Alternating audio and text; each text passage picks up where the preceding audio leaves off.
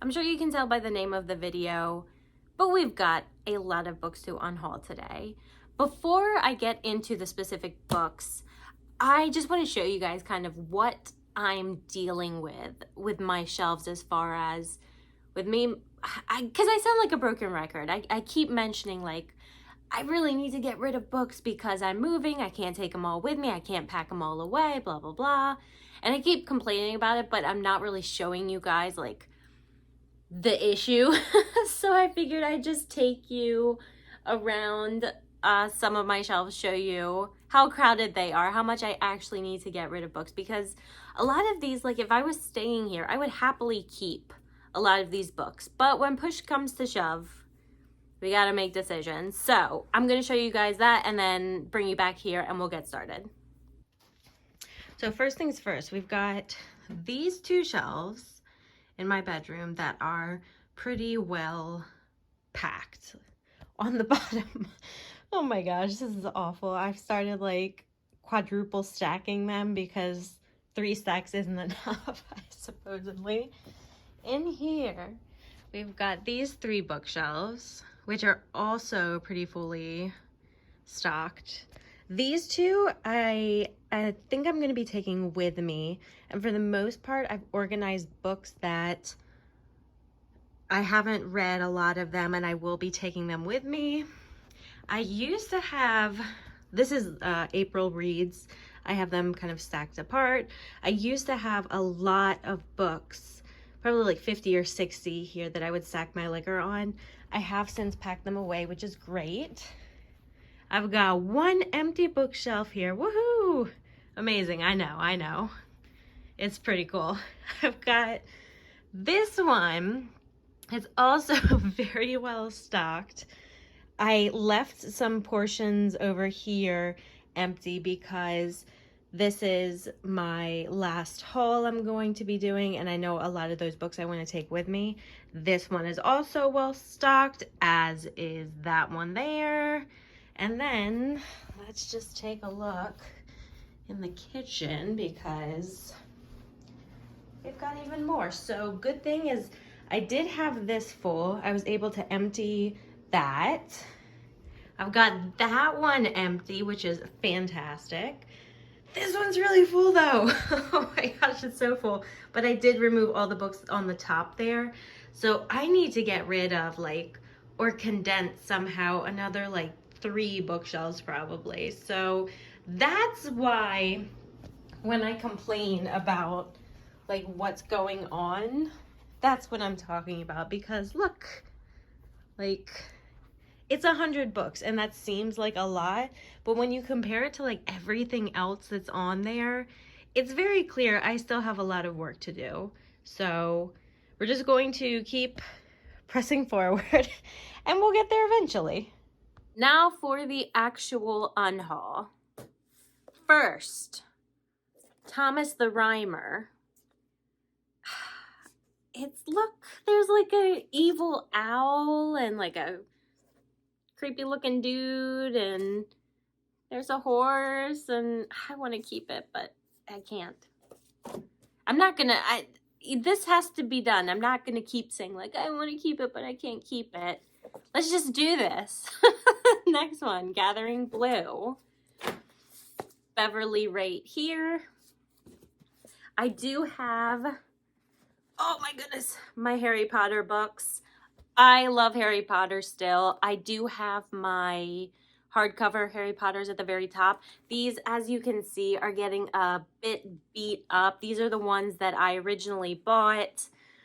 I kind of was thinking about keeping these and getting rid of the hardcover just for nostalgia, but honestly, those are in way better shape. Some of these are falling apart, so those are gonna go. Next, we have Robin Hobb. This is Dragon Haven, and it is book 2 of a series. This is an Anne Rice book. It's part of the Vampire Chronicles. It's not one of the first few books, however, so it can go. Mary, Queen of France. A lot of my historical fiction, unfortunately, is going to be going.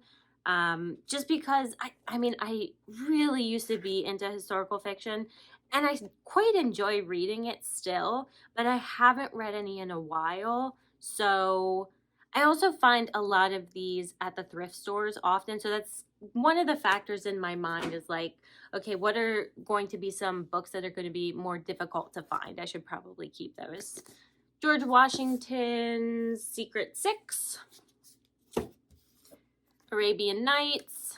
I do have another copy of Arabian Nights that I think I'm actually going to get rid of as well. I don't know if it's in this pile.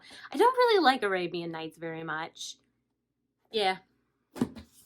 Frozen Tides. I'm keeping the first book in this series. This is the fourth. Next we have a few Elizabeth Moon, Limits of Power, Echoes of Betrayal, and Oath of Fealty. I thought I had a fourth one. It might be somewhere in here. Queen of Dragons, not Game of Thrones. I've got some Paulo Coelho Brida. Is that Brida or Brida? I don't know how you pronounce that. The Witch of Portobello. I wanted to read this one, but I think from the little snippets of all of his books that I currently have, it sounds like they're all very similar to The Alchemist, which I didn't really like. So Stamped from the Beginning. We've got some R.A. Salvatore. Relentless. Promise of the Witch King. Man, no, I just said I wasn't going to be complaining. I'm not going to complain. Spear Wielder's Tale. The Lone Drow. Is that not such a cool cover, though? This is book 2 in the Hunter's Blade trilogy. I don't think I have the first book. And then we have, I think, a whole series, the second Demon Wars. Ascendance. That light driving me crazy. Transcendence. And Immortals. Oh boy. Next pile. Oh my goodness. Come over. Come here, pile. Let's see. We've got Siddhartha. What We Owe. I did read this last year. I didn't like it all that much. It was, I remember this was weird because it was really well written, but I just couldn't get into it very well. Outlander. I feel like I've gotten rid of this book 50 times. Haven't I unhauled this before? I'm pretty sure I have. It's going in the bag. Like, I need to make sure that one's not sneaking away. Jim the Boy. Small Steps. The House of the Spirits. I do have another copy of this one. I'm going to keep that one. Guide to the Star Wars Universe. As much as I love all my Star Wars books, this one I don't think... I'm not really going to read that. This is a 2-in-1. This is Under a White Sky and the Nature of the Future. We also have Field Study and The Curses. This is, it says it's a Grace's novel. I don't think I've read the Grace's series. I remember hearing about it, but I think I'm probably past that now, so that can go. Next pile. Remember, we did say 100 books, so we're like halfway through. Mothers of Sparta. If you guys remember when I hauled this was because I thought I saw Sparta and I was immediately like, yes, must buy. And it's nothing about Sparta. Goblin Mode. This is so cute. It's just like enjoying like a messy life, and there's stuff about frogs and books and plants. It's super cool, but this is more of like a decoration book than anything else. Oh, we've got another Paulo Coelho. The Devil in Miss Prim. Another Star Wars book. This is The Legends of Luke Skywalker. What are you? Where did you come from? Oh, these are some of the series that I've kept on the top of my bookshelf that I have not taken down. Beyond the Summerland. I've never heard of this series before. Bringer of Storms, which doesn't mean anything. A lot of my favorite books, Shadow in the Deep, are books that I've never heard of and I've just kind of randomly stumbled upon. But look, there's a snake and there's a tiger. Ah. Another series. We have the Wizard Heir, the Sorcerer's Heir, and the Dragon Heir. I think these are YA. I want to say I read the first one of these years ago, but I don't remember much of it. All right, we've got Farewell, My Lovely by Raymond Chandler. You Could Be Home by Now. The Circle Trilogy. I think I read all three of these, Black, Red, and White, a long time ago. I think back when I was in high school. A Fort of Nine Towers. The Map of All Things. Kevin J. Anderson, I know mostly from Star Wars. He's written quite a few Star Wars books. So when I saw his name on this, I was like, oh, I'd only known him from Star Wars, so I figured I'd give one of his books a try, but this is book 2. The Spirit Catches You and You Fall Down. Dinotopia Lost. Queenmaker. Oop, wrong way. This I have another copy of. I love this book so much. I've read this book probably like at least 10 times. But it is, you can see like it is starting to fall apart. So as much as I love this original one that I've had for so many years, the other one is, I'm going to actually be able to physically read it without it falling apart. So, aw, poor baby. Oh, Arabian Nights. There's the other copy. It's a cool looking copy, but Yes, Chef, Memoir. Oh my goodness, another pile.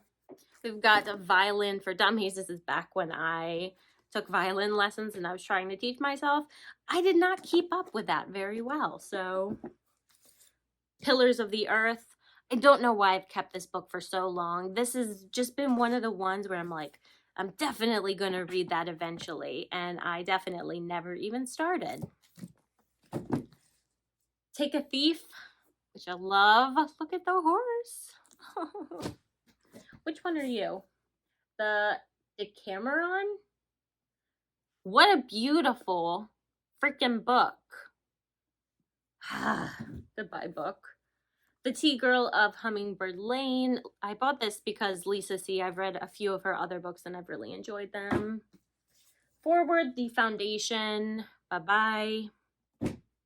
Winged Obsession. Oh my goodness.